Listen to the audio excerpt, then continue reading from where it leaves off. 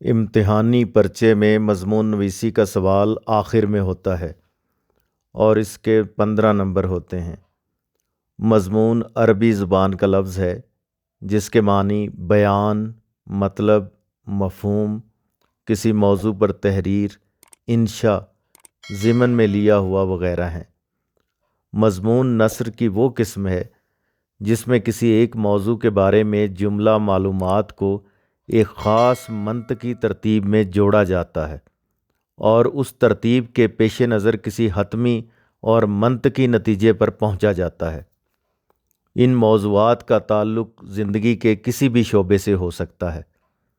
مطلب یہ کہ مختلف موضوعات سائنسی نوعیت کے بھی ہو سکتے ہیں، معاشرتی نوعیت کے بھی، شخصی نوعیت کے بھی اور مذہبی نوعیت کے بھی۔ اسی طرح گہرے فکری اور فلسفیانہ موضوعات پر بھی مضامین تحریر کیے جا سکتے ہیں۔ ایک عام قاری کے لیے سائنسی اور فلسفیانہ مضامین میں ممکن ہے دلچسپی کا عنصر بہت کم ہو، کیونکہ ایسے مضامین میں اصطلاحات اور ان اصطلاحات سے برآمد ہونے والے مطالب روزمرہ تحریر سے ہٹ کر ہوتے ہیں۔ مضامین کی درجہ بندی ہم اس حوالے سے کر سکتے ہیں: نمبر 1، شخصی موضوعات، 2، علمی، سائنسی اور ادبی موضوعات، 3، حالات حاضرہ پر مبنی موضوعات، 4، مذہبی موضوعات اور 5، عمومی موضوعات۔ ان موضوعات کا زیادہ تر انحصار قارئین کے حلقے پر ہوتا ہے، یعنی قارئین زندگی کے جس شعبے سے تعلق رکھتے ہیں وہ اسی شعبے سے متعلق مضامین میں دلچسپی رکھیں گے۔ اس لحاظ سے مضمون نویسی کی بھی درجہ بندی یا گروہ بندی کی جا سکتی ہے۔ مطلب یہ کہ جو مضمون نگار زندگی کے جس شعبے سے تعلق رکھے گا یا زندگی کے جس شعبے سے اسے زیادہ دلچسپی ہوگی، اس کے پاس اسی شعبے کے بارے میں زیادہ اور مفید معلومات جمع ہوں گی۔ اس حوالے سے مضمون نگاری اپنے شعبے کے بارے میں جملہ معلومات کو منطقی ترتیب میں لانے کا ایک فن ہے۔ دور حاضر میں مضمون نگاری جہاں قارئین کے تشنہ پہلوؤں کی تسکین کرنے کا فن ہے، وہیں یہ ادیبوں اور مضمون نگاروں کے لیے روزگار کے مناسب ذرائع بھی فراہم کرتی ہے۔ بلکہ بعض اوقات تو ایسا ہوتا ہے کہ کسی مضمون میں روپیہ کمانے کا عنصر اس حد تک غالب آ جاتا ہے کہ نفس مضمون بہت پیچھے رہ جاتا ہے۔ مضمون نویسی کے لوازمات میں مشاہدے کی وسعت، مطالعے کی وسعت، غور و فکر اور تنقید شامل ہیں۔ ایک کامیاب اور منطقی طور پر مکمل مضمون کی بنیادی صفت مشاہدے کی وسعت ہے۔ ایک مضمون نگار اس وقت تک کسی موضوع کی تمام جزیات کی نشاندہی نہیں کر سکے گا جب تک وہ اپنے مشاہدے کو زندگی کے ہر شعبے تک وسعت نہیں دے گا۔ اسی طرح مشاہدے کی طرح مطالعہ بھی مضمون نویسی کی بنیادی ضرورت ہے۔ مطالعے کا مطلب یہ نہیں کہ انسان بس کتابوں کو پڑھتا جائے، بلکہ مطالعے میں مضمون نویس کے ذہن کی وہ سرگرمی بھی آ جاتی ہے جس کے تحت وہ اپنی زندگی کے مشاہدات کو جوڑنے کا کام کرتا ہے۔ کہنے کا مطلب یہ ہے کہ مشاہدہ اور مطالعہ دو بالکل مختلف چیزیں نہیں ہیں، بلکہ ان دونوں کا آپس میں اٹوٹ رشتہ اور تعلق ہے۔ غور و فکر اور تنقید بھی مضمون لکھنے کے لیے ضروری ہے۔ ہم کسی موضوع کے بارے میں معلومات کے پلندے کو مضمون نہیں قرار دے سکتے۔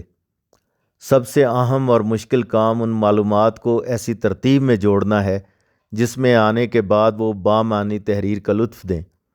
یہ اسی صورت میں ممکن ہے جب موضوع کے بارے میں تمام معلومات کا انتہائی غور و خوض سے جائزہ لیا جائے۔ یہی نہیں بلکہ مضمون کو شکل دینے کے بعد اس پر تنقیدی انداز سے نظر دوڑائی جائے۔ تنقیدی نظر دوڑانے کا مقصد یہ دیکھنا ہے کہ مضمون اپنے موضوع کے عین مطابق تمام پہلوؤں کا احاطہ کر رہا ہے، اس میں فکری سطح پر کوئی جھول تو نہیں رہ گیا۔ ان 3 مراحل سے گزرنے کے بعد ہم کہہ سکتے ہیں کہ ایک مضمون نویس ایک عمدہ مضمون لکھنے میں کامیاب ہو سکتا ہے۔ طلباء عام طور پر امتحانی نقطہ نظر سے جو مضمون لکھتے ہیں اسے 3 حصوں میں ترتیب دیا جا سکتا ہے۔ نمبر 1، تعارف یا تمہید، اس کے بعد نفس مضمون اور پھر اختتامیہ۔ پہلے حصے میں موضوع کا تعارف کرایا جاتا ہے یا تمہید باندھی جاتی ہے۔ نفس مضمون میں عنوان پر مدلل بحث کی جاتی ہے اور پھر اختتامیہ میں کسی منطقی نتیجے پر پہنچنا ہوتا ہے۔ ایک طالب علم کے لیے امتحانی پرچے میں اچھا مضمون لکھنے کے لیے کچھ اہم ہدایات۔ طالب علم ایسے موضوع کا انتخاب کرے جس کے بارے میں اس کے پاس زیادہ سے زیادہ معلومات کا ذخیرہ موجود ہو۔ عام طور پر 4 عنوانات دیے جاتے ہیں، ان میں سے ایک پر مضمون لکھنا ہوتا ہے۔ طالب علم کسی ایسے موضوع کا انتخاب ہرگز نہ کرے جو عام فہم نہ ہو اور جس کے بارے میں اس کی معلومات بہت محدود ہوں۔ موضوع کا انتخاب کرنے کے بعد وہ موضوع کے بارے میں اپنی جملہ معلومات کا جائزہ لیتے ہوئے مضمون کا مختصر سا خاکہ تیار کرے، جس میں مضمون کے آغاز سے لے کر اختتام تک تینوں مراحل موجود ہوں۔ اسے ہم مضمون کا نقش اول مرتب کرنا کہیں گے۔ اس کے بعد باقاعدہ مضمون لکھنا شروع کر دیں اور مختلف پہلو ذہن میں آنے پر یاد دہانی کے لیے حاشیے میں ان کو لکھتے جائیں۔ مضمون کی ابتدا میں اگر آپ کوئی دعویٰ کرتے ہیں یا مفروضہ قائم کرتے ہیں تو اس دعوے یا مفروضے کو ثابت کرنے کے لیے آپ کے پاس مناسب معلومات کا ہونا بہت ضروری ہے۔ بصورت دیگر آپ ایسا مفروضہ ہرگز قائم نہ کریں۔ اپنی بات کو ثابت کرنے کے لیے آپ موضوع سے متعلقہ اہم واقعات کا حوالہ دے سکتے ہیں۔ اس کے علاوہ کسی کا قول رقم کرنا، کسی آیت یا حدیث کا حوالہ دینا، یا تائید یا تردید میں کوئی شعر درج کرنا، یا کسی مشہور فلسفی کے نقطہ نظر کا اندراج کرنا بھی بہت مفید ثابت ہوتا ہے۔ مضمون کا آغاز ایسے انداز سے کریں کہ اس میں نہ صرف دلچسپی کا عنصر موجود ہو بلکہ بات کرنے کا انداز ایسا ہو کہ اس میں قاری یا ممتحن کے لیے دلچسپی کا سامان موجود ہو۔ مطلب یہ کہ روایتی انداز سے ہٹ کر مضمون کا آغاز کرنا مفید ثابت ہوتا ہے۔ تمام مضمون میں آپ کی تحریر اور اسلوب انتہائی آسان، صاف اور سادہ ہونی چاہیے۔ رٹے رٹائے لفظوں سے گریز کرنا چاہیے۔ ایسے لفظ بھی بالکل استعمال نہ کریں جو معمول سے ہٹ کر ہوں۔ اس کے علاوہ لفظوں یا فکروں کے تکرار سے بھی پرہیز کیا جائے، کیونکہ ایسا کرنے سے ممتحن پر منفی اثر مرتب ہوتا ہے۔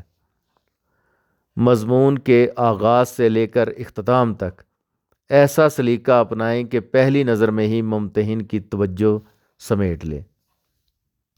رموز اوقاف کا خاص خیال رکھیں، کیونکہ اس کے بغیر عبارت کا مفہوم غیر واضح ہوتا ہے۔ خوش خطی کا خیال رکھیں تاکہ تحریر میں الفاظ واضح پڑھے جا سکیں۔